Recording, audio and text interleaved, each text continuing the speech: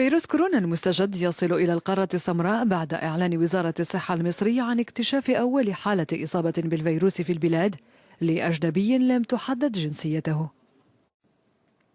تم اتخاذ إجراءات وقائية مشددة حيال المخالطين للحالة من خلال إجراء التحاليل اللازمة والتي جاءت سلبية للفيروس، كما تم عزلهم ذاتيا في أماكن إقامتهم كإجراء احترازي لمدة 14 يوما. مصر كانت قد علقت في وقت سابق هذا الشهر جميع الرحلات على متن ناقلاتها الوطنية إلى الصين، وأجلت أكثر من 300 مصري من ووهان ووضعوا قيد الحجر الصحي. وبوتيرة متسارعة يواصل فيروس كورونا تفشيه حاصدا المزيد من الضحايا، حيث أعلنت السلطات الصينية ارتفاع عدد الوفيات إلى أكثر من 1500 شخص في البلاد، بعدما سجلت مقاطعة هوبي ما لا يقل عن 139 حالة وفاة جديدة خلال الساعات 24 الأخيرة.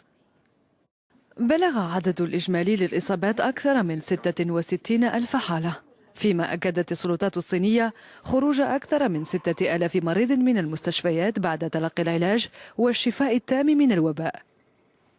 وتبقى الجهود مستمرة لإيجاد علاج للوباء. منظمة الصحة العالمية تحدثت عن 4 لقاحات يجري اختبارها حاليا، وربما يكون الثاني منها جاهزين للتجريب على البشر في غضون 4 أشهر.